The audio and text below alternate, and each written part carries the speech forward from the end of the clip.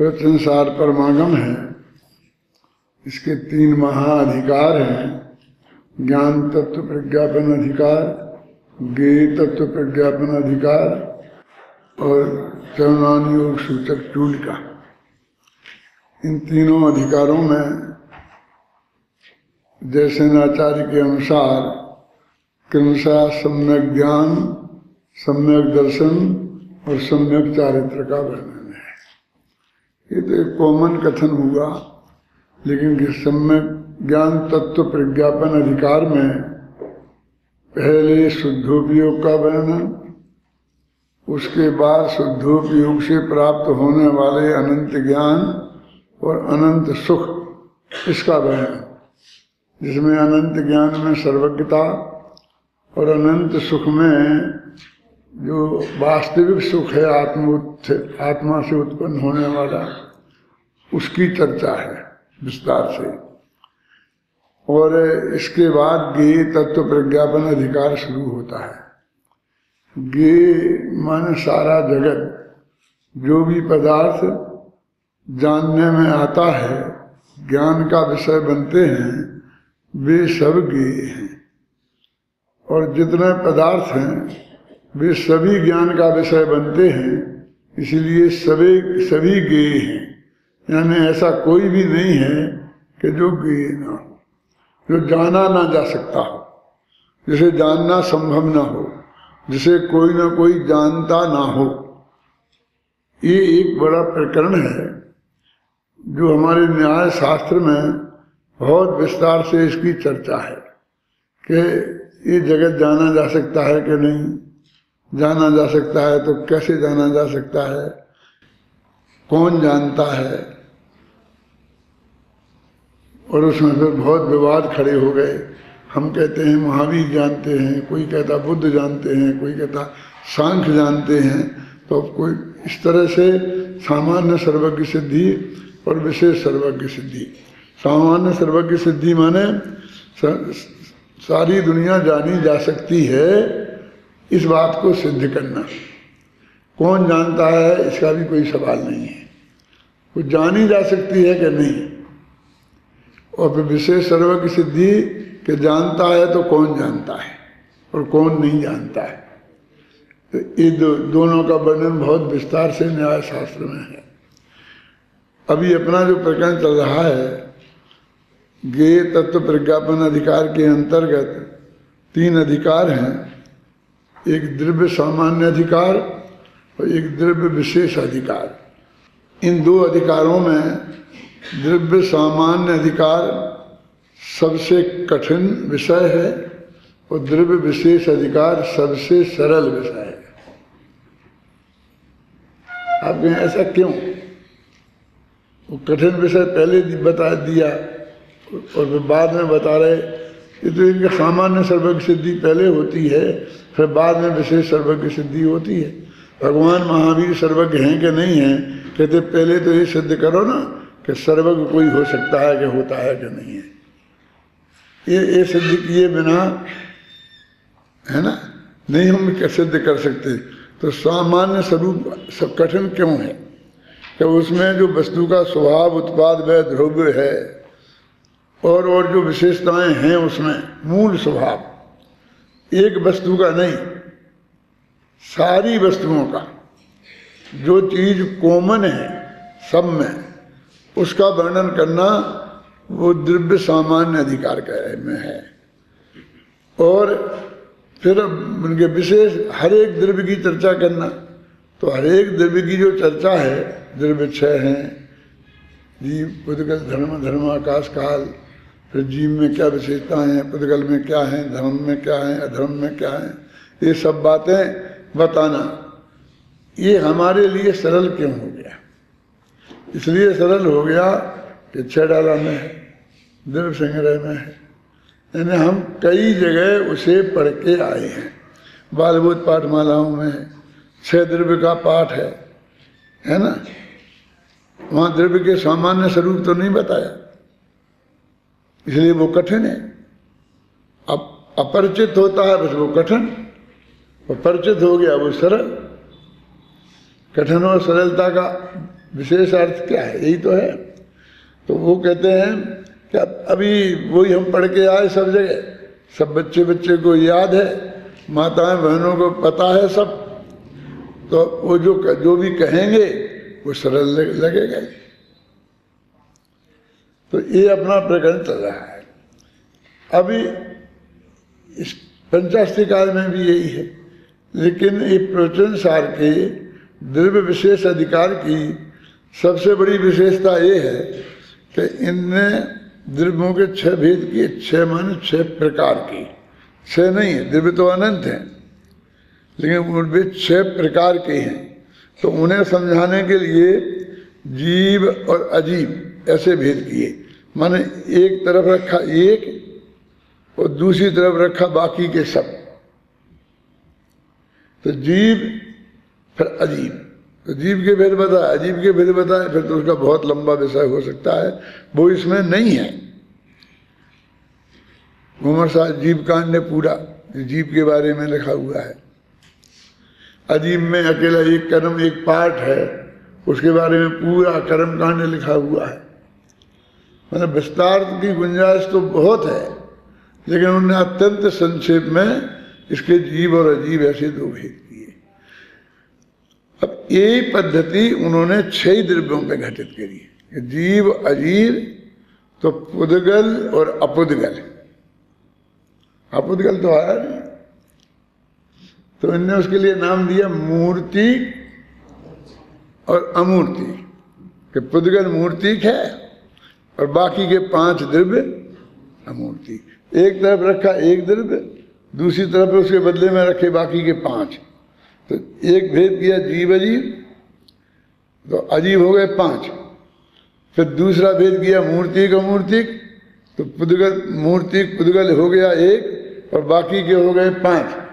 फिर ऐसे ही भेद हर एक में किए, जैसे आकाश और अनाकाश। पता लगता है ना किसी अपन को, भाई एक द्रव्य आकाश और बाकी के 5 द्रव्य भी आकाश नहीं है, उन्हें ऐसे ही नाम कुछ देना पड़ेगा ना, जो भी इसमें दिया है। फिर धर्म द्रव्य में, फिर अधर्म द्रव्य में, फिर काल द्रव्य में। तो पंचास्तिकाय पूरा काल द्रव्य को मुख्य करके, मैंने काल द्रव्य अस्तिकाय नहीं है और बाकी के 5 द्रव्य अस्तिकाय हैं। किताब का ही नाम पंचास्तिकाय रख दिया। माने पंचास्तिकाय में की चर्चा जहाँ चली, तहाँ काल द्रव्य एक तरफ और बाकी के 5 एक तरफ, और जीव अजीब की चर्चा भी बहुत चली। बाकी की 4 की चर्चा नहीं चलती है, इसलिए हमें आकाश और अनाकाश, धर्म और अधर्म, अधर्म और अनधर्म, काल और अकाल, काल और अकाल तो आ गया पंचास्तिकाय में। तो इस तरह के भेद इसमें उन्होंने बताए। आप इतना तो व्याकरण जानते होंगे कि यदि हमको किसी शब्द को नेगेटिव बनाना है तो आ लगा के बनाते हैं, जैसे ज्ञान फिर अज्ञान बनाते हैं ना। लेकिन यदि वो शुरू में ही आ लगाई हो उसमें, तो आकाश में आ ही लगा है, तो उसमें आकाश ऐसे कैसे लगा है? तो वहाँ हम अन लगा देते हैं, जिसे व्याकरण में नए समास बोलते हैं। तत्पुरुष समास होते हैं तो नए समास, यानी हमें नेगेटिव बनाने के लिए संस्कृत में आ और अन, इन 2 शब्दों का प्रयोग करते हैं। ख्याल में है ना? क्योंकि आकाश और अनाकाश इनकी चर्चा नहीं हुई है, लेकिन और इसमें भी बहुत संक्षेप में की है। तो ये जो चर्चा अभी तक इस रूप में की, फिर हरेक का स्वरूप बताया। तो जीव आदि के पे ज़्यादा वजन यहाँ नहीं दिया, क्योंकि और बड़े बड़े ग्रंथ हैं, हम समय सार, भीमासार, जीव कांड वगैरह सब पढ़ते हैं, उनमें पढ़ेंगे और आगे बताएंगे भी। लेकिन इनकी चर्चा जो दूसरी जगह नहीं थी वो की, लेकिन वो सरल ही है, क्योंकि ये हमारे अप्रयोजनभूत थे। जैसे पुद्गल है, अब हमारा उससे कोई लेना देना नहीं है, वो अलग है। तो हमने उसमें मूर्ति आता ना, रूपिणः पुद्गला, है ना। रूप और रंग में क्या अंतर है जानते हो? रूप और रंग, फिर सोचे स्पर्श रस गंध वर्ण, है ना ये शब्द। तो इसमें एक रूप भी आता है। तो वर्ण कहें कि रूप कहें, रंग कहें, क्या कहें उसे? तो अधिकांश लोग दोनों को एक अर्थ में ही प्रयोग कर देते हैं, लेकिन दोनों में अंतर है। वो जो चार भेद है ना, स्पर्श रस गंध और वर्ण, उन चार में एक है वर्ण। और चारों को मिलाते हैं तो उसका नाम हो जाता है रूप। समझे? रूपिणः पुद्गला, ये बात ध्यान में थी। तत्वासूत्र में तो आई है, और जगह भी आई है, अपनी चर्चा में भी आई थी। तो ये तो भी अब ध्यान रखना, रूपिणः पुद्गला कहा तो हम उसको वर्ण, वर्ण वाला पद, वर्ण बन, इसके बदले में क्या कहा? स्पर्श रस गंध वर्ण बनता पुद्गला। वहाँ जब वर्ण लगाया तो चारों लगाए, अथवा चारों लगाए तो उसमें रूप नहीं लगा के वर्ण लगाया। और जब चारों को एक शब्द से कहना हुआ तो हमने रूप कहा, पुद्गल को रूपी कहा। तो इसके हमने दो भेद किए, दो रूपी और अरूपी। ऐसे भेद करेंगे ना, तो रूपी माने मूर्ति और अरूपी माने अमूर्ति। तो इस तरह से हमने पुद्गल के भेद किए।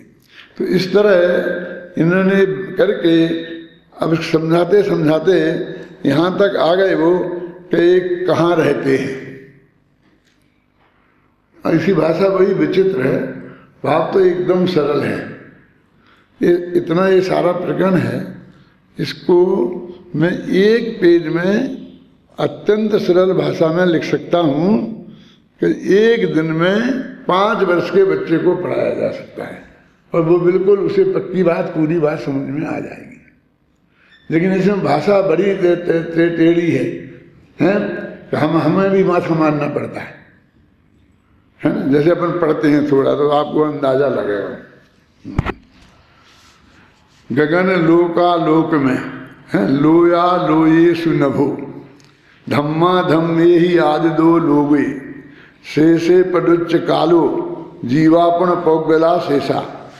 आकाश लोकालोक में, धर्म अधर्म जीव पुद्गल और काल लोकाकाश में रहते हैं। ये तो मैंने हिंदी में काफ़ी सरल कर दिया है। यदि इसको प्राकृत से और अपने पद्यानुवाद से भी निकालो तो पसीना छूटता है। तो इतनी सी बात कह रहे कि पूरा आकाश है, वो कहाँ रहता है, ऐसा फिल्म किया। अपने आकाश कहाँ रहता है, क्योंकि आकाश से अवगा, आकाश का काम सबको रहने की जगह देना है। अब आकाश कहाँ रहता है, तो आकाश आकाश में रहता है। तो ऐसा तर्क देते हैं तो वे कहते हैं जिस नय से, मन निश्चय नय से आकाश आकाश में रहता है, तो उस नय से तो जीव जीव में रहता है, पुद्गल पुद्गल में रहता है ना। तो उन्होंने कहा कि गगन लोकालोक में, आकाश लोकाकाश और अलोकाकाश में रहता है।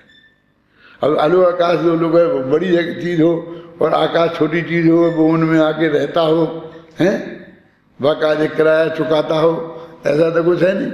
वो आकाश ही के दो भेद है ना, सीधी सीधी बात है। आकाश दो प्रकार का है, कि जिसमें बाकी के द्रव्य रहते हैं 6 वो लोकाकाश कहते हैं, और जिसमें अकेला वो होता है जहाँ, उसे आकाश कहते हैं, और जिसमें 6 द्रव्य उसे भी आकाश तो कहते हैं ना। तो दोनों को मिला करके तब वो कहते हैं कि आकाश कहाँ रहता है, कि लोकालोक में। कि बाकी के 5 द्रव्य कहाँ रहते हैं, कि लोक में, और वो लोकालोक में रहता है। तो आकाश में ही 6 द्रव्य रहना हो गए ना। मतलब वो जो तथ्य है जो अपन बचपन से जानते हैं, उसको ही यहाँ की कहा, कोई नई बात इसमें प्रस्तुत नहीं की है। कि गगन लोकालोक में, और लोक धर्मा धर्म से है व्याप्त। अब लोक है धर्मा धर्म से व्याप्त है, लोका, और लोका लोक आकाश से व्याप्त है, आकाश लोकालोक से व्याप्त है। अब से क्या है, आकाश लोक और आलोक में है, क्योंकि वह अब टीका में हर एक बात की एक युक्ति देते हैं। युक्ति समझो, तर्क, न्याय, न्याय प्रस्तुत करते हैं। न्याय की परिभाषा क्या है जानते हो? हैं? हाँ, वो तो ठीक हो गया, प्रमाण न्यायात्मको न्याया, ऐसा है ना।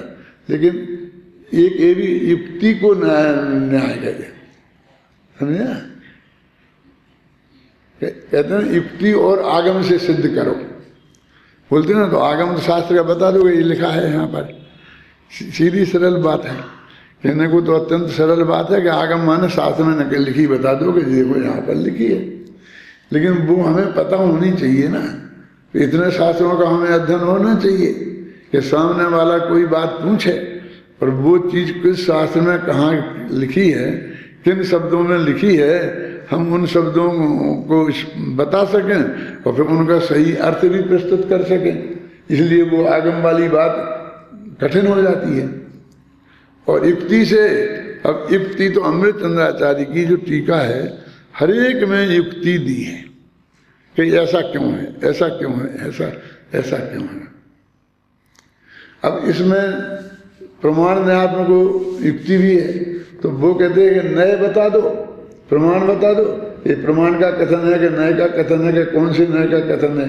तो जैसे नाचार्य ने वो किया तो वो युक्ति हो जाएगी।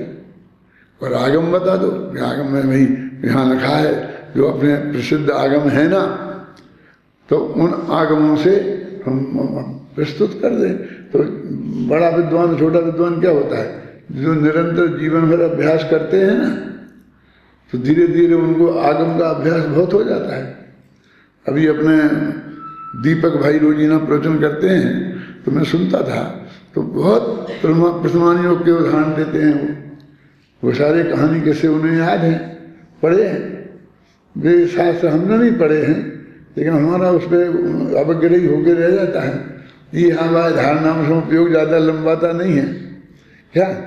हम उस टाइप के उदाहरण नहीं देते जो किसी सिद्धांत को सिद्ध करने के लिए जरूरी होते हैं, वे तो देते हैं, लेकिन उनका वो ज्ञान विस्तृत है तो वो उसको देते हैं निरंतर। अब वो हम 2 दिन में पढ़कर ऐसे करके नहीं हो सकते, 5 साल का कोर्स करके भी नहीं हो सकते। उसे तो आपको निरंतर प्रथमानियों के ग्रंथों का स्वाध्याय करो और उनको उसमें रस लो, कहानियों में। अपना दिमाग तो उल्टा चलता है कि उस कहानियों में क्या अतार्किकता है, तार्किकता की कमी है। जैसे भी अब रक्षाबंधन वाली कहानी सुनाते हैं ना आप लोगों को, तो बताते हैं कि अकंपनाचार्य सर्वश्रेष्ठ आचार्य मुनि थे और विष्णु कुमार सबसे बड़े भ्रष्ट मुनि थे। अभी सबसे भ्रष्ट कहो तो समाज में जिंदा रहना मुश्किल हो जाए, क्योंकि रक्षाबंधन के दिन सारा समाज उन्हीं की पूजा करता है, क्योंकि उन्होंने बहुत महान काम किया, क्योंकि उनकी रक्षा की। क्या महान काम किया ना? क्यों? एक द्रव्य दूसरे द्रव्य की रक्षा कर ही नहीं सकता, उसमें प्रवेश कर ही नहीं सकता, जो काम कर ही नहीं सकता वो काम उन्होंने किया और उसके पीछे अपने 6वें 7वें गुणस्थान की शुद्ध दशा छोड़ दी। और उसके बाद में रस ले लेके सुनाते हैं कि उन्होंने ऐसा कहा, बड़ा शरीर बना लिया, छोटा बना लिया, छोटा के बामनिया बन के मांगा और बड़ा बड़ा बना के लेने लगे। तो सब धोखाधड़ी नहीं है, इसमें रसकार का ले रहे हो। समझ भर में झूठ बोल दिया, मुझे मैं खा जाता हूँ, और फिर लेके खुद खा गए और कह रहे भगवान को खिला दिया है। और वो कहाँ से आया था बन के, बाजार का था कि बिना बाजार का था, घर से बन के आया था, उसमें क्या कहाँ तक की शुद्धि थी। ये सभी माताएं बहनें जो इतना शुद्धि का ध्यान रखती खाने पीने में, उनको उसमें कुछ नजर नहीं आता है। उनको ये लगना चाहिए बहुत बुरा हुआ, लेकिन मूर्ति तोड़ दी फोड़ दी बहुत अच्छा लगता है। तोड़ फोड़ अच्छी चीज़ है।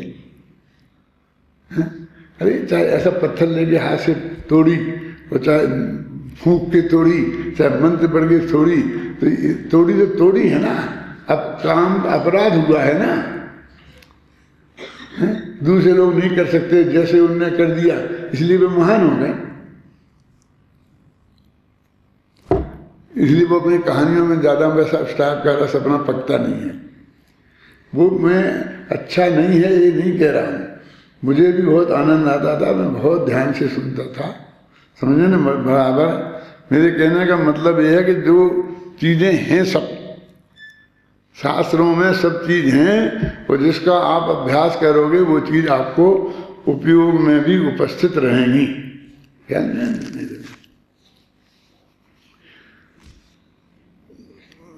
जब मैंने वो पढ़ता था मनोविज्ञान, बीए में मैंने फिलोसफी ली थी, मनोविज्ञान तो नहीं लिया था, साइकोलॉजी नहीं ली थी, फिलोसफी ली थी, लेकिन उसमें एक पेपर साइकोलॉजी का था। उसमें 10 चैप्टर थे शांति जी, उसमें लर्निंग मतलब सीखना, याद रखना, और ऐसे ऐसे चैप्टर थे अलग अलग, ध्यान करना, ये करना, इस करके। तो उसमें जो मेमोरी का चैप्टर था, माने याद रखने का, तो उसमें लिखा था याद रखने का सबसे बढ़िया उत्तम उपाय क्या है। पहला प्रश्न लिखा था, तो उसमें लिखा था भूलना। क्या तुमने सुन, याद रखने का सबसे अच्छा उपाय क्या है, तो सबसे पहला उपाय लिखा था भूलना।